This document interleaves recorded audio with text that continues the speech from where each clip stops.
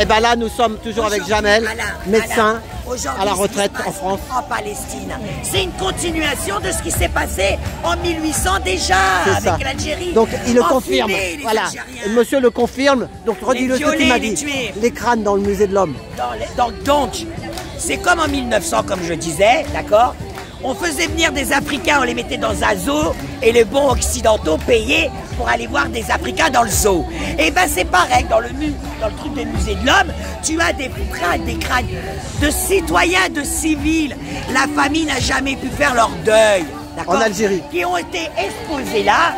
Et les gens payent pour aller les voir. Voilà, il va nous dire, ils ont été tués où ces gens-là? C'était à travers toute l'Algérie. C'était la colonie, quoi, tout ça pendant les temps des colonies, pendant la guerre d'Algérie. Pendant la guerre d'Algérie. Ah bon? Pas pendant la guerre d'Algérie, déjà avant. Non, avant. Depuis la colonisation. Voilà, c'est ça, 130 ans en arrière. Oui, sans compter les Algériens dont j'ai parlé tout à l'heure dans la vidéo.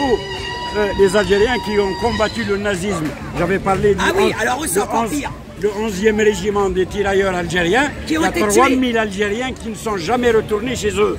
Ça, c'est l'histoire. Alors, et sans compter quand ils ont gagné, du moins ils ont aidé à la libération de la France, quand ces fameux tirailleurs, parce qu'on dit toujours tirailleurs sénégalais. Exactement. Mais il y a de tout dans les tirailleurs sénégalais. Il n'y avait pas que... Il y a un régiment des tirailleurs algériens. Et quand ils ont demandé d'être payés leur solde du travail qu'ils ont fait, ils ont vu mourir leurs frères, d'accord? Mais ils ont tenu le front, et ben au moment de payer le solde, tu sais comment l'armée française, elle a payé le solde?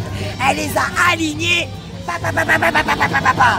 elle les a tous descendus. Mon père, j'avais le dossier, je l'ai pas. Mon père était de Sétif alors. Il y a des Algériens qui ont été déportés à Auschwitz sans être juifs. Et arrivés à Auschwitz, ils les ont transférés sur les camps de Stuttgart. Donc mon père a fait Auschwitz, il a été arrêté en 1943 à Cherbourg, déporté à Auschwitz. À Auschwitz, il leur a dit, moi je ne suis pas juif. Ils l'ont redéporté vers Stuttgart. Une année de prison, évadé, remobilisé comme chauffeur des armées alliées. Et aucune institution française n'a jamais reconnu qu'il a combattu le nazisme. J'ai écrit à tous les présidents de la République française depuis 1977. J'ai écrit à tous les présidents de la République française. On me répond, il n'était pas en unité combattante. C'est vrai, il n'était pas en unité combattante, mais il était mobilisé par la résistance. En 1943, mobilisé par la résistance, arrêté à Cherbourg, on lui a donné un ordre de tuer un commandant allemand. Il a été arrêté à Cherbourg, déporté à Auschwitz et ensuite Stuttgart, évadé, remobilisé. J'ai des documents. Ouais, mais ce qui est incroyable, c'est ce qu'elle dit, que toi tu le confirmes, elle le dit, toi tu le confirmes, 6000 crânes. 6000 là dans le musée là, il y a 6000 crânes. Tu savais ça? Non, Boucha? Voilà, de la colonisation qui date de 100 ans. Sans compter dans certaines familles de coloniales de merde, les oreilles et les mains qui doivent être dans le formol, planqués au fond de la cave. Pendant la guerre d'Algérie, déjà ils coupaient les oreilles et tout. J'ai dit, j'ai fait les geôles françaises pendant la colonisation. À l'âge de 5 ans, on nous a pris, moi j'habitais un douar, on nous a mis dans une placette, ça s'appelait un stade, entouré de barbelés, 7 jours et 7 nuits. J'avais 5 ans. Voilà. On a été parqués 7 jours et 7 nuits. Qu'est-ce qu'on a mangé? Pratiquement, mon père, il a ramené dans son burnous 2 kilos de pommes. Il avait acheté des pommes. Et quand ils sont venus, ils nous ont pris. Il a pris toutes les pommes, il les a mis dans le burnous. On a vécu pendant 7 jours et 7 nuits avec ces pommes-là. Et ils ont brûlé tout le doigt. C'est pour ça que le moustachu n'a rien inventé. L'opération, je t'ai dit tout à l'heure, l'opération jumelle. Justement, mais tout à l'heure tu m'as dit dans l'interview qu'il fallait sortir les choses. Voilà, il l'a dit, ce que tu dis là, tu le dis, mais lui il me l'a dit. Tourner la page. Voilà. Mais écoute, une reconnaissance. Voilà. Bah bien sûr. Tu ne demandes pas. On n'a pas demandé la reconnaissance. Pas de justice, pas de paix. Ça veut dire ce que ça veut dire. Pas de justice, pas de paix. Tu ne peux pas faire la paix s'il n'y a pas eu justice en amont. C'est impossible. Et puis, en matière de sa puissance nucléaire française, c'est grâce à l'Algérie. Les essais nucléaires ont eu lieu en Algérie. Oui, dans le sud. Qu'on nous donne les archives des trucs qu'ils ont utilisés pour pour les essais nucléaires qui sont enfouis dans le sol de Regan et d'autres villes aussi du Sahara. Et puis, il faut qu'ils viennent nettoyer et récupérer. Il faut qu'ils viennent récupérer leur merde de la bombe nucléaire. Voilà, c'est ça. Voilà. Oui, mais j'ai une question précise sur ça. Donc, je veux dire, l'indépendance, vous l'avez en 62, peu importe. Et les essais nucléaires en 74. Il y a une différence, ça veut dire qu'il y a une complicité avec les dirigeants. Je cherche à comprendre, moi. Ils les ont roulés. Ils ont roulé les gouvernements. Normalement, l'Algérie était souverain. Dans les accords d'Évian. Parce que dans les accords d'Évian, il y a les accords d'Évian et il y a les recommandations. Les recommandations n'ont jamais été publiées à ce jour. D'accord, il y a des Parce que clauses, dans les accords d'Évian, il y a des accords d'Évian et il y a les recommandations. Ce qu'on appelle les recommandations, c'est des trucs secrets entre les dirigeants. Et ces recommandations n'ont jamais été publiées à ce jour. C'est pourquoi nous demandons le déclassement des archives. Nous voulons savoir. Moi, je n'ai pas envie de mourir sans savoir qu'est-ce qu'il y a dans ces recommandations des accords d'Évian. Bon, même ça, c'est caché. Et bien d'autres choses, bien entendu. Et puis nous sommes... C'est de droit, en principe, c'est de droit. Et pacifiquement, les Algériens, même après l'indépendance, les Algériens sont pacifiques. Nous ne sommes pas un peuple pacifique. Nous ne sommes pas un peuple violent. Du tout. On n'est pas violent, on n'est pas antisémite, comme le disent, comme le prétendent certains officiels français. Nous n'avons jamais été antisémites. Jusqu'à présent, il y a certains juifs qui vivent en Algérie. Il y a des juifs qui ont demandé à être enterrés en Algérie. Roger Hanin, l'exemple. Monsieur, antisémites, nous sommes nous-mêmes sémites.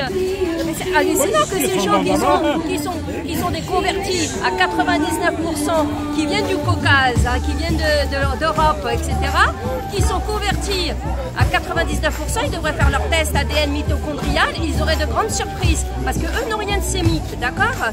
Que ce soit les Netanyahou, que ce soit Itmir, que ce soit toute sa clique-là, et que 99%, c'est un scientifique juif israélien qui a fait une étude sur l'ADN, et c'est pour ça que depuis, c'est interdit les tests ADN, et qui a démontré que la majorité ne sont pas sémites. Ce sont des gens qui viennent d'Europe. Et d'ailleurs, Shlomo Sand a fait un livre à partir de ses études, des résultats de ses études, et des découvertes récentes archéologiques. Et le titre de son livre, Shlomo Sand, qui est un historien juif israélien taxé d'antisémitisme, rendez-vous compte, hein? Eh bien, sur le titre de son livre, c'est Comment le peuple juif fut inventé. Et toutes les explications sont dedans. Alors moi, j'aimerais quand même revenir à l'Algérie, parce que ce qui se passe est très grave. On a l'Algérie et les déclarations incendiaires des turiféraires du lobby pro-israélien et net, hein, puisque c'est le lobby qui est derrière tout ça, avec le printemps républicain, avec la conférence qu'ils avaient fait à Porte de Versailles, où on retrouve à cette conférence les Noël Lenoir, les Retailleau, les Emmanuel Valls, tous ceux qui aujourd'hui sur les plateaux de propagandistes font la propagande contre l'Algérie, d'accord? Eh bien, on a une avocate, Khadija Aoudia, qui a porté plainte, et elle a bien fait d'ailleurs, qui a porté plainte contre les déclarations qui tombent sous le coup de la loi de Retailleau. Il était temps que quelqu'un saisisse la justice, parce qu'effectivement, ce sont des infractions pénales qui relèvent du pénal.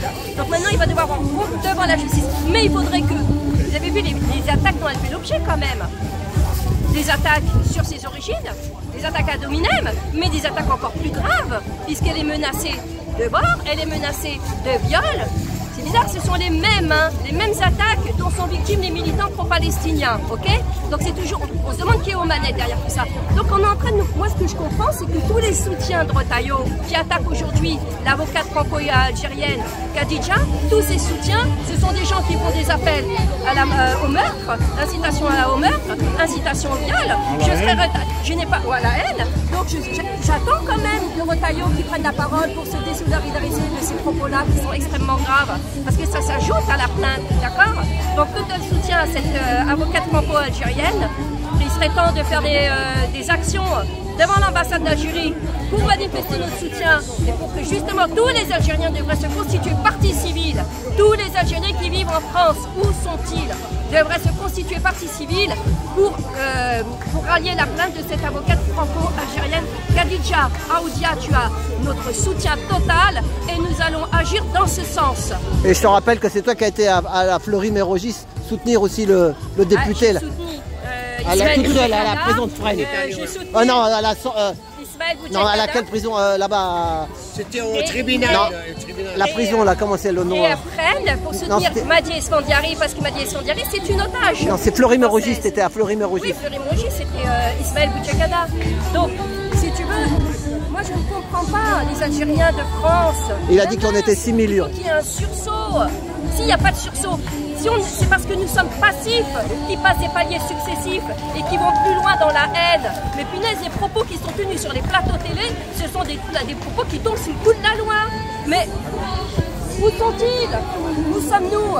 Là j'interviens concernant la communauté algérienne. En réalité, c'est une question de pédagogie et des organisateurs, des associations qui organisent, ne doivent pas avoir peur de demander une autorisation de manifester à la place République, à la place Nation, et non se casser. Alors mon ami, pour moi, ils étaient là-bas normalement. Non, ils étaient là-bas, ils ont été relégués ici. Qu'on demande la... Attends, laisse-la parler, il a la réponse. Laisse-la. Je vais te dire. Il va te dire la réponse. République, nation, ce sont des places pour les syndicats, c'est pour nous invisibiliser. On doit aller devant l'ambassade, on doit aller devant Place Beauvau pour manifester pacifiquement, mais envoyer un message fort, ferme, en direction de celui de l'incendiaire, du laquais Servile, du lobby pro-israélien net, pour lui dire qu'il n'arrivera pas à nous diviser, d'accord? Et surtout, que nous nous tenons aux côtés de l'Algérie. Donc moi je ne suis pas pour Place République, je ne suis pas pour Place de la Nation, je suis pour les places. Les deux sont bien, les deux sont bien. C'est-à-dire, je veux dire ça, c'est-à-dire un travail sur le terrain. Il faut faire comme vous l'avez fait, vous, à différentes places. Comme je le fais, moi, à travers toutes les villes de France dans les places publiques. Moi, je le fais à travers toutes les villes de France, et même à l'étranger. Et même à l'étranger, je me déplace en Allemagne, j'ai été jusqu'au... Non, je suis indépendant de toute idéologie. Mais il est comme toi, tu sais quoi, il est comme toi, il dit j'aime l'Algérie, j'aime la France. Voilà, c'est ça qu'il a dit. Il faut dissocier la France de ses non, mais parce qu'il y a des gens, tu sais, il y a des gens qui vont te dire retournez chez vous, tatati tatata. On est né ici, elle est née ici. La France de la République. Nous, on condamne la République, pas la France, tu comprends? C'est ça. Parce que ça, c'est le gouvernement républicain. C'est ça. Voilà, faut parler au bas du plafond, comme elle dit. Pas uniquement. Par exemple, la place Ménilmontant. La place Ménilmontant est utilisée. On peut l'utiliser. Il y a une grande place là-bas. Et la communauté du 20e, 19e, 11e, 18e, c'est tout près. Mais là, c'est loin pour les gens. Du 20e, 19e, etc., elle va se bouger et elle va aller devant l'ambassade d'Algérie, d'accord? Devant l'ambassade d'Algérie. On fait un sitting. Parce que Louis Sarkozy, quand il a dit que s'il avait été au pouvoir, il aurait brûlé l'ambassade d'Algérie, on n'était que deux devant l'ambassade d'Algérie, d'accord? Donc moi, j'espère que cette communauté, d'accord, qu'elle se rallie déjà à la plainte de Khadija Aoudia, parce que c'est très important. Les manifestations, c'est très bien. Il faut marquer que nous sommes présents parce que nous ne sommes pas passifs. Mais il y a aussi cette plainte et il faut aussi agir sur le terrain légal, le terrain du droit. L'un n'empêche pas l'autre. Oui, travail sur le terrain est très important. Que les organisations fassent un appel la communauté algérienne, nous sommes 6 millions. Je l'ai toujours dit. Ça fait des décennies, moi, que je me bats. Ça ne date pas d'aujourd'hui. Ça fait des décennies que je me bats dans ce sens. J'ai toujours dit que nous sommes 6 millions d'Algériennes et d'Algériens en France. Nous pouvons constituer une véritable force citoyenne et politique à l'échelle locale. Et j'ai toujours appelé les binationaux, les immigrés, les enfants d'immigrés, les binationaux et les descendants des anciens déportés à nous unir et créer une nouvelle fédération. Comme l'ont fait nos aïeux pour aider la guerre de libération. Ils ont créé une fédération. Ouais. Alors qu'elle n'existe plus, l'ancienne fédération.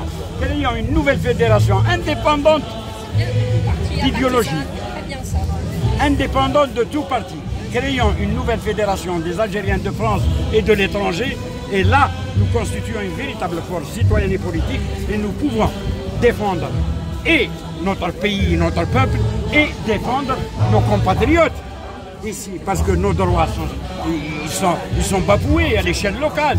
Nos droits sont bafoués à l'échelle locale et même là-bas, et même dans le pays d'origine. On n'est pas écouté parce qu'on n'a jamais vu nos députés, les députés de l'immigration. Ils ne viennent pas. Un député de l'immigration, il doit normalement, il doit rendre compte. C'est sûr, vous n'avez pas de député du facochère de l'État Israël. Hein. Ça, le facochère, lui, il est partout. C'est sûr, vous n'en avez pas un de ces niveaux-là. Hein. Eh ben merci. Merci. Attends, j'ai une question. Un petit peu d'humour. Reste, j'ai une question pour tout le monde. Mais merci. Attends, même par... Si, moi j'ai une question pour vous. Les Harkis sont aussi bienvenus. Nous, petits enfants d'Harkis, on n'a rien à voir. Nous. Regardez. Moi, voilà, je vous dis, moi je suis petite fille d'Harkis. Mais moi, j'ai rien demandé de mon grand-père. Le peuple pourtant, algérien voyez, je suis là en actuel, soutien. le peuple algérien, depuis l'indépendance, il n'a plus aucune haine pour tous les peuples du monde. Parce que les Harkis, ils sont français. Nous n'avons aucune haine pour tout le monde, y compris le peuple français. Nous n'avons pas de haine. Ça, je sais. Mais nous demandons justice. Mais c'est normal, c'est normal, c'est normal. Qu'est-ce qu'ils ont fait? Ils n'ont rien fait. Voilà, on est bien d'accord. Ils n'ont rien demandé. C'est comme nous. Nous, on a été poussés à l'exil forcé. Ouais. Si l'Algérie n'a pas été colonisée, on serait resté pour travailler notre pays, pour travailler notre Algérie et servir notre peuple. C'est pas trop tard, hein, c'est pas trop tard. Exact. Mais à un certain moment, mais on ne pouvait pas. Personnellement, j'étais opposant de Bouteflika. Voilà. Donc je ne pouvais pas rentrer. Je ne pouvais pas rentrer. Non, mais je veux dire, c'est pas trop tard aujourd'hui pour reconstruire, pour aider, pour envisager, pour faire aujourd'hui, pour faire éclore cette Algérie qu'on attend tous. Exactement. Ben voilà, et on fera le chemin dans le sens inverse, et de la paix. Surtout que, moi, il y a un truc qu'il faut que les gens comprennent bien, les bas, moi je les appelle les bas du plafond, vous savez, tout le RN et tout ça, qui vous disent que l'Algérie c'était rien, comme pour la Palestine. Une terre sans peuple, un peuple sans terre. L'Algérie, c'était rien, il n'y avait rien. Oh là là, heureusement que les Occidentaux sont arrivés.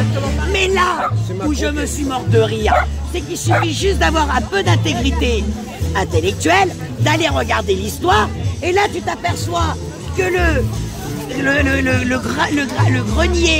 grenier de la France au temps de Louis XIV, c'était l'Algérie qui ramenait les céréales. Grâce à l'Algérie, la famine, elle a pu être un peu surmontée. Et ça, c'était en 1700 et quelques, voire 1800 et quelques. Heureusement que l'Algérie n'existait pas, parce que dans ces cas-là, les Français, le blé, ils ont pris les céréales d'Algérie, ils les ont mangés on va dire, comme des nuages. C'était de l'imagination apparemment. Tu arrives à dire la réponse. Alors, je vais vous apprendre quelque chose d'historique. Moi, ça m'a fait rire, ça. Regardez, le dernier consul de France en Algérie, il a été nommé en 1827, avant la colonisation. Le dernier consul, là. Le dernier consul. Le dernier consul. Donc elle a été nommée dans un pays qui n'existait pas et qui attendait que les Occidentaux soient là pour pouvoir le développer. D'accord. Voilà, ça c'est une réalité. Mais bon, aujourd'hui, on sait très bien que l'Algérie, elle est une puissance qui est en train de largement surpasser certaines autour. Je le redis encore, hein, l'Algérie, elle s'est allée à sa 3e usine de dessalement. Elle est totalement autonome question gaz et elle commence à devenir totalement autonome question électricité. Je pense que les gens n'ont pas compris. Et oui, les contrats serrés et alliés que par contre on a avec la France, l'Algérie, à force d'être crachée à la gueule, elle leur a dit hey, c'est bon, on va signer avec les Russes. C'est ça la réalité. Et il y a eu un port aussi où Bolloré voulu mettre la main dessus et l'Algérie, elle a été intelligente, elle a fait non, on va signer avec Singapour. Donc indirectement, ils lui ont mis bien profondément à Bolloré. Et c'est tout ça qui fait qu'aujourd'hui, l'Algérie, elle est autonome, elle n'a pas de dette d'extérieur, et ça les fait chier. Donc il faut les salir, il faut les attaquer de l'intérieur, notamment en voyant Sansal et toute la clique. Parce qu'il n'y a pas que qui ont été envoyés en Algérie pour les attaquer de l'intérieur. Ils sont en train de foutre la pagaille en France. Pourquoi? Je vais vous dire pourquoi. Moi je sais. Parce qu'il y a 6 000 entreprises françaises qui travaillent avec l'Algérie. Voilà. En Algérie ou avec l'Algérie. Il y a 6 000 entreprises. Et par conséquent, s'ils continuent comme ça, ils vont être dégagés les entreprises encore. L'Algérie, les institutions algériennes se trouveront dans l'obligation de donner un coup de pied, au cul aux entreprises. Voilà le travail de Retailleau. Voilà le travail. Voilà le travail de Rotaillot, le larbin d'Elnet. Nous sommes liés. Le larbin de l'État génocidaire. Nous sommes liés par l'histoire. Nous sommes liés par les liens. par la culture, par la culture économique. Moi, j'ai dit. Je suis française, algérienne, portugaise. Les trois quarts ils sont de la moitié des origines. Nous, on partage avec le peuple français tout. Nous partageons l'histoire. Elle est douloureuse. La langue. Elle est beaucoup plus douloureuse pour nous. Ah oui, que pour les Parce Français. que nous avons été les victimes. 1 million. Et nous partageons la langue, le mode de vie. La langue, le mode de vie. Qu'est-ce qu'on vient nous stigmatiser, nous traiter d'islamistes, nous traiter de je ne sais quoi. Non, les seuls radicalisés terroristes, c'est l'État génocidaire sioniste. Les sionistes sont les seuls vrais terroristes. Aujourd'hui, on le voit, on le sait. Et le nier, c'est un problème. Comment il a accueilli la décision que les diplomates doivent payer maintenant un loyer? Vous avez le courant doivent payer maintenant, ils sont plus comme avant. Les diplomates algériens, ils payent leur loyer très très fort. Avant, les diplomates français, toutes les institutions diplomatiques françaises ne payaient absolument rien. D'accord, ouais. Mais c'est fini, depuis ce mois-ci, c'est fini. Il y a Marine Le Pen et je ne sais qui. Les droits tardés, voilà. La droite. Voilà, la droite dure, qui est en train de parler de allocation au développement. Ça n'existe pas. Ah, l'aide au développement. L'aide au développement. Ah, l'aide au développement. Ouais. Ça, en fait, c'est pas Marine, c'est au niveau européen, ça. C'est Van der Leyen, en fait. C'est la Commission européenne qui doit donner, à chaque pays de l'Union européenne doit consacrer une partie de son budget pour l'aide au développement des pays. Ça concerne certaines bourses d'étudiants. Ça concerne les centres culturels français. C'est pour la gestion des centres culturels français, pour essayer d'ancrer la francophonie. C'est tout, uniquement ça. Et on nous oblige, on nous oblige d'accueillir tous les Africains.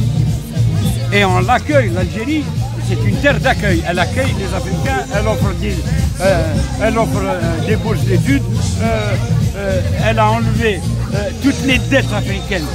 L'Algérie, elle a enlevé toutes les dettes africaines.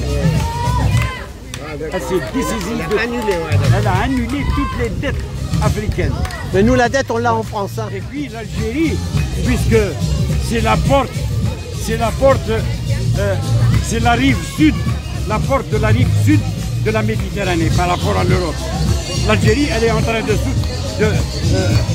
de contenir l'immigration clandestine pour rien, avec son argent. Parce que ça demande de l'argent pour s'en occuper, ouais. S'en occuper au niveau des frontières. Nous avons presque, avec 5 pays, nous avons des frontières avec 5 pays. Ouais, c'est ça, voilà, ça touche le Mali, le Niger, tout ça. Ouais. Presque 3000 ou 4000 km de frontières. Donc, et puis actuellement, l'immigration clandestine, elle ne vient pas d'Algérie, elle vient soit de Libye, soit du Maroc aussi. Elle vient du Maroc. Les Africains, comme ils ont trouvé que ils passent par le Maroc. La porte algérienne est fermée, ils passent par le Mali, la Mauritanie et ils rentrent au Maroc. La preuve, le Maroc a énormément de problèmes aujourd'hui avec les Africains. Ça c'est vrai, Voilà. Il y a énormément de problèmes. Il y a une remarque qui dit que les dirigeants algériens sont des francs-maçons et des Khazars turco-mongols.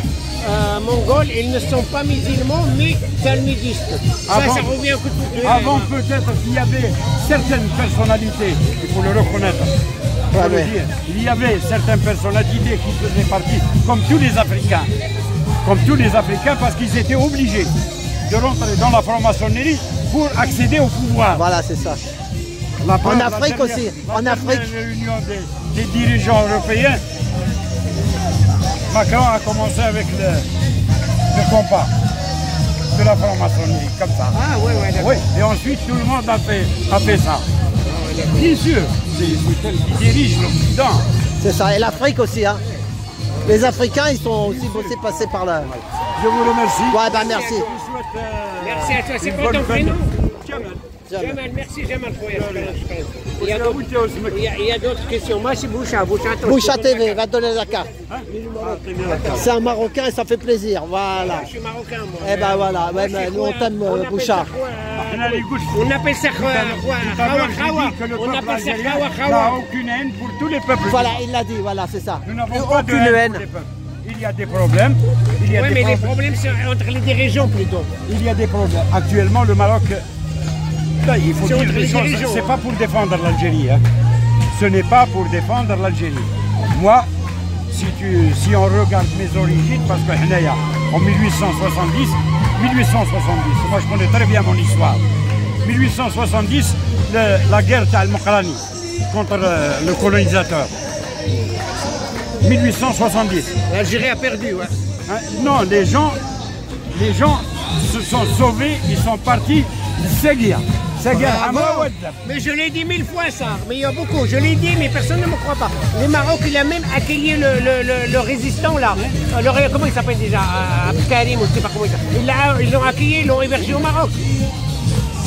Mais en principe, le problème devait être réglé du temps de Hassan II.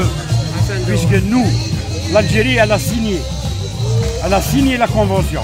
Ils ont eu, entre Boumediene et Hassan II, ils se sont réunis, ils ont décidé de tracer les frontières. Nous, c'est passé au Parlement et le Parlement a... Le Maroc n'avait pas de Parlement. En principe, le Makhzen devait... On était protectorat là, on était sous protectorat. Non, mais le Maroc, en principe, il y a un roi, il y a un Makhzen. Normalement, il devait légaliser la convention, comme l'a fait l'Algérie. Et il n'y aurait jamais eu ce problème. Il n'y aurait jamais eu ce problème. Maintenant... Ouais, mais il y en a qui aiment les problèmes pour que les gens se divisent. Il faut se diviser. Au Maroc, il y a une Issaba qui me... Il y en a qui aiment les problèmes pour que ça se divise. Comme une Issaba qui a bouffé les richesses du Maroc. Ah, mais partout pareil. Hein. Et comme chez nous, du temps de Bouteflika, nous avons une Issaba. Issaba, c'est une... Issaba, ça veut dire une bande, une gangster. Une bande qui... Un gangster, là, voilà. Au lieu de penser au peuple, ils pensent à leur gueule. Nous, on n'a pas de haine. D'ailleurs, même le président algérien l'a dit. Nous n'avons pas de problème avec le peuple. Maintenant, il reste Mohamed Sadis, il a dit la même chose la semaine dernière. Hein. Mais Mohamed Sadis... Il a dit la même chose la semaine dernière. Il a dit la porte est ouverte. On n'a rien. Il a donné. Apparemment, c'est de votre côté que ça coincé. Moi, d'après ce qu'on m'a dit. Après, moi, j'ai pas trop creusé le truc. Hein. Mais notre roi, il a dit, il a bien ouvert la porte à la discussion, à la négociation, à la paix, au vivre ensemble la semaine dernière. Mais je sais pas, j'ai pas trop creusé moi. J'ai pas trop creusé. Bon, enfin. Bon. Mais on est Khawa. Il n'y a pas de... Voilà, là, Au revoir. Au revoir. Merci. Au revoir, Jamel. Voilà. C'est compliqué, les amis. C'est très compliqué. Hein. La géopolitique profonde. C'est le pognon. C'est toujours pour du gaz, du pétrole qui se battent. Attention, il y a quelque chose qui est tombé là. Allô. Et il y a tous les pays qui viennent. Tous les pays divisent d'autres pays. Hein. Il y a d'autres pays. Là, hein. elle est là.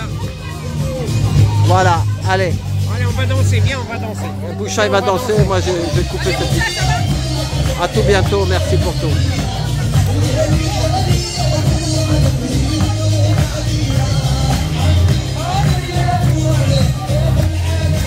Allez, bonne semaine à tous.